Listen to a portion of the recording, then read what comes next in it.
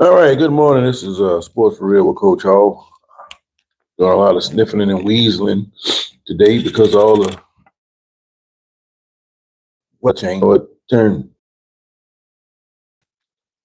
already starting to warm up. But the problem down south, it gets cold and warm up and get cold again. It don't stay cold like it does up north. Wouldn't be any problem if it was cold all the time because you about to have a chance to get used to it. When you got a fickle one like mine, this roller coaster knocks me off. Kind of reminds you of the NFL races. Everybody and their mama talking about Buffalo and what Buffalo was going to do, and all of a sudden they started to look funny. Say, Elmo, how you doing, man? Look like Drake is the man. We're gonna find out what he's gonna do tonight. But everybody thought that Buffalo was prime in the prime position to knock off Kansas City. Well, we beat Kansas City, but they turn around and lose to the Dolphins. Not only do you lose to the Dolphins, New England is getting hotter, and Buffalo suddenly has three losses. JC, what's going on? So if you got Buffalo with three losses and New England, surprisingly, with only two losses, tonight you get an opportunity to put a nail in the Bills AFC East championship plans. You got the Jets. Jets started out, 0-7, but now they have two victories. They beat the Browns the other day. Not saying that's a great football team, but that is an NFL team, and it counts as a victory. So they come in with a little bit of confidence on a short week, which means that New England can't get a full look at them to try to dissect them. So the Pats are in a position to be upset. And you know that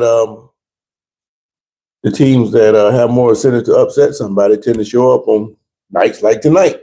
So the question is, even though they're at home, can they beat a suddenly improving Jets team? That is the question. JC, I wish my Browns play Shador so he can have great quarterback play. All right, RJ, you need to holler at Selmo Fudd about that. I think he might want to see him too. And you see the reporters trying to put pressure on some of the players doing these interviews. What's the guy, Judy? They tried to ask him about it, and he shut the reporter down. I'm not going to answer that question. But I think Stefanski, he's in the same boat as Brian Daboll. The numbers don't look so good for him, and he's got to make a drastic change before it's too late. It may already be too late for him, but he hasn't been canned yet. So if he hasn't been canned, he has the opportunity to turn it around. Unlike what we've seen in college recently, where a coach can win a game and they still fire him. If he wins a game, then that gives him another week. And if he puts another victory together, that's another week. So if you finish the year strong, regardless of the struggles you've had in offense, he can still keep his job. But if he loses, sticks with Gabriel, keep on losing, and then you got another quarterback that you could look at that could help you out. You decide not to play him, then what you're doing is cutting your own throat. I understand he feels like Gabriel is ahead of Sanders, and he gives them the best chance to win. If that truly is the case, everybody in the locker room can see who should be playing or not. In a situation where you have a quarterback that's coming on so strong, or any other position, the coaches have no choice but to play him. That's what happened with the Giants and Jackson Dart. You saw the young kid coming on, and you just couldn't keep him off the field. And going all the way back when Derrick Henry was in college, it was the same kind of thing. You got to be coming on so strong that you couldn't just keep him on the sideline. So whoever was ahead of him, he lost his job. And same kind of thing here with Dylan Gabriel. He has a chance to try to hold that job because he has the confidence of the head coach. But if he continues to have average performance and not really making any great improvements, then the next man has to be ready to go. And just like I told you guys before, what's going to happen eventually before it ends? They're going to look at Sanders. He's going to have his struggles. And then Deshaun Watson is going to get activated in the last game or two of the season. They're going to put Watson out there, and They're going to see what kind of money they can get from the investment because you might as well play him if he's can play because you got a big salary on him. And if he goes out there and plays well, then he's going to show you that he's probably still the best quarterback on the Browns roster. Don't have to worry about Flacco. He's gone. Kenny Pickett is gone. There's only two rookies ahead of him. And the Browns need to see what they need to do at quarterback. The only way they're going to be able to do that is to make sure Sanders get a couple starts. And then if Watson is able to play, then we need to see what he can do. And that'll let us know what we need to do for the future. So keep an eye on that. Mr. Mulatto, you say you sell more for real. I don't know what that means, but let me go back here. See what I missed. All right, break. What's going on, man? Mr. Mulatto, they could, but they won't. Ain't nothing going on, Mulatto. I'm doing all right. How you doing? Myles Garrett already told him what to do. Well, Myles Garrett, he complained about being on a losing team. But when they dangle the money in front of him, all of a sudden, losing didn't mean anything. Now he's losing again. Now he's complaining. You need to make up his mind. You playing for the money or you playing to win? It would be great if you can do both. But when you start losing a lot, your true character tends to come out. And that's what you're seeing with Myles Garrett. Selmo says your Steelers, Cordell Stewart signed with Lil Wayne looking to coach Colorado State. Yeah, you told me that yesterday. I hadn't had a chance to look in it, but I don't see how he's going to be able to jump from no coaching at all into being a head coach at a Division I school. I don't know what conference they're in, Mountain West or something like that. It's changing so much out west, I can't keep up no more. But it's not one of the Power Four conferences. So still, it's a higher level of Division I, and he's going to have to start at the bottom like the rest of those guys. Now, you told me something when you said Lil Wayne was in the sports management, but if I'm a guy like Cordell Stewart, people know who I am. Why do I need to sign with a guy like Lil Wayne? He's not a sports guy. He's a music guy. I'm an athlete that used to play with a name. I'm not signing with anybody because people know who I am. I'm just throwing away money. It don't make no damn sense. People were interested in me. They would come see me. So that's just a waste of money, unless he just good friends with Lil Wayne and want to put him out there. But I got to look more into that, and we'll come back on tomorrow. I have a little bit more information on that. RJ says, play 12, dumbasses. All right. What are you talking about, RJ? All right. My Jets are 2-0 since the trade. Yeah, you are. Well, who you beat? You beat Cleveland, and I don't know who the other team you beat. I remember when you won the game. I just so much been going on the last couple of weeks. I don't remember every single detail as much. But the Jets, to me, are improving. But you still have a problem at quarterback. You're not producing enough offense to really be a threat. And if New England comes out and they put up 14, 18 points in the first half, I don't know if the Jets can be able to keep up with you. Coach from Cleveland is going to finish the season. Yeah, he's going to finish. Why not? I mean, he's a sacrificial lamb at this point, as far as I'm concerned. And I just think that Stefanski, he's been put there to go through all these ups and downs or allowed to stay there through all these ups and downs. They realize what they got. Maybe he could turn it around, but he's got too much to deal with right now. And his hands are tied. I think he ended up with a player he didn't really want. Don't seem like the GM wanted him. And the owner's putting that situation together just to see how they're going to react. And he's going to take the lower end of the spectrum and get rid of them. And that might include Stefanski and one of these quarterbacks. Kind of like what you're seeing when Nico Harrison over there in Mavericks. They fired him the other day, but a point was made up that nobody ever really considered. Harrison can't make those deals without being signed off by somebody in administration or ownership. And if he's going to get fired for that Doncic trade, then what about the person ahead of him that signed off on the deal? He's just as guilty. All the man trying to do is put together something that can help his team win. Hasn't worked out so far. We haven't had a chance to see it work out because not only did Kyrie get hurt, but AD he didn't take long before he got hurt. And that was the one red flag I had about the trade was this guy here is shown he's glass. Why would you trade for him? And he's much older than the player than what you're giving up. So a win now attitude can backfire on you. And that's what happened to the Mavericks. Always go young, build around that youth.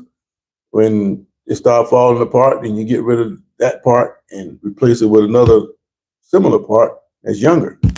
And that's the way you improve. But they didn't see it that way. They want the big guns now, and the damn big guns held together by bale and wire and tape. So they can fall off anytime. All right, love taking a hot bubble. What the hell that got to do with? All right, we got an idiot on here, JC. He's talking about some stuff that's got nothing to do with football. Let me block this chump. Get him here. I don't know how this red act stuff do. Get rid of this cat. All right. Probably in his basement drinking cocoa or something in his underwear. We talking about sports. He talking about something stupid. All right. So the Jets, though, I like the way you're playing, though, Break. But Justin Fields, man, I didn't expect him to play this bad, man. You got to admit, Break, he's not playing NFL caliber quarterback. And I expected him to do much better than what he's shown. Now, that doesn't mean the light couldn't come on, but he's not a rookie either. So what they plan him for is to stop his run and make him stand in the pocket and throw the football. Now, I thought he was better at it, and he's not showing to be that right now.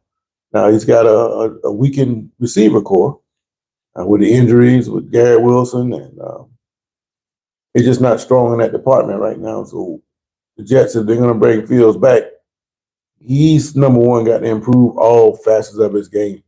He's a similar style player to Lamar Jackson, but as you've seen, Lamar Jackson has gotten his passing game has improved greatly, and that still doesn't mean he can take it down the field when he has to.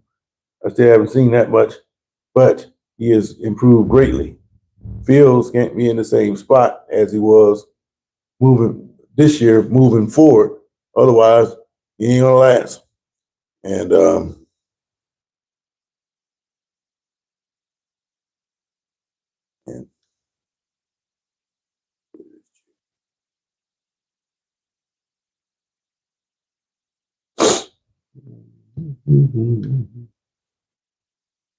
yeah, Fields has to improve greatly, man. He's disappointing me. But I asked the question, can the Jets knock him off? And most of you guys are saying no.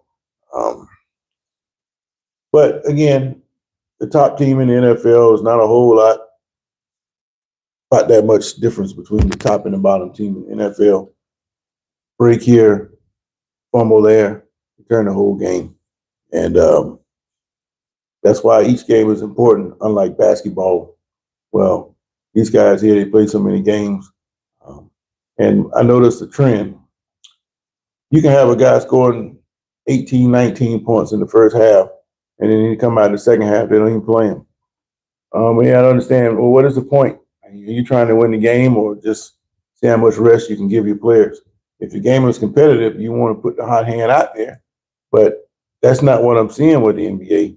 Unless the other team come up with this miraculous defense to shut them completely down, it seems to me that at least once or twice a week, I'm seeing that players, they get hot in the first half and don't play in the second half.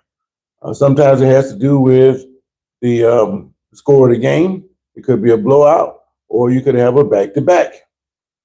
But still, you're getting paid big money to play basketball. Why are we so concerned about giving extra half a rest here and there? It doesn't add up. And for the people that's paying big money to go to these games, they don't get a break. So why should the players get a break when they're making top dollar? But it's strange to me that these guys will get so much time off, and then they pull them at halftime when they have a hot hand. So I just don't understand. But that's the way it goes. Nothing I can do about it. And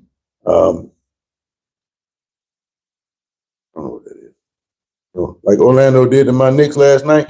What happened last night? I don't know if the Knicks did Towns or somebody, because I think the Knicks did play the night before. But I noticed that it's this guy from Detroit. He had like 17 points in the first half, and then he didn't score again until like 2 minutes left in the game. So it looked like to me, either the team he played against put a clamp on him, or he didn't play at all. But it's awfully strange. You can't be hot, hot, hot, and all of a sudden at the end of the game you get hot again. That means you're not playing, because if you're hot, you're gonna be hot pretty much the whole game, or you're gonna be cold pretty much the whole game. But even if you up and down, it's noticeable. But one extreme go dark to the next extreme, something's not right. So when you go looking at that gambling probe that they're talking about, it's got to be more going on than what we know about. Because if you follow the games and you see these player props that they have, and they're supposed to get these projections, there's some funny stuff going on. And then a lot of times, if a guy says he's supposed to get 21 points, he'll go 20, and you lose by a point.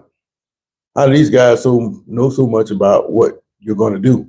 I know accordingly it's supposed to be based on percentages or your average of what you've been doing up to this point, but that don't tell the whole story.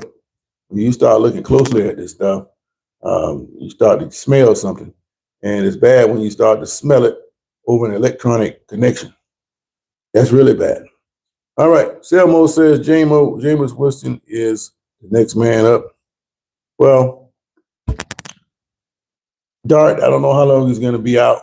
If he's got a concussion, he's going to miss some more time. And yeah, you're right. They hadn't seen Jameis Winston all year.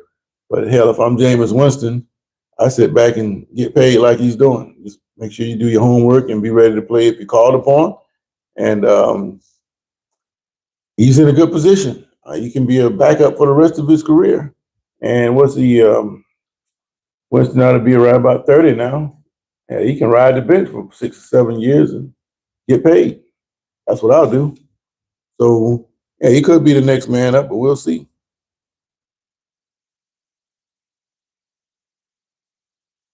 Break. I'm getting a bunch of dummies on here. They keep trying to solicit me with crap that's got nothing to do with sports. So I don't want to mention that. But Selmo, I know you're a sports guy. I think your Brownies, we got to make a decision at quarterback. I think Sanders is going to be up before too long. Stefanski, he's got to make a move. I think if he loses another game or two, he might not make it through the rest of the year. So he might as well go ahead and put Sanders out there just to see what he can do.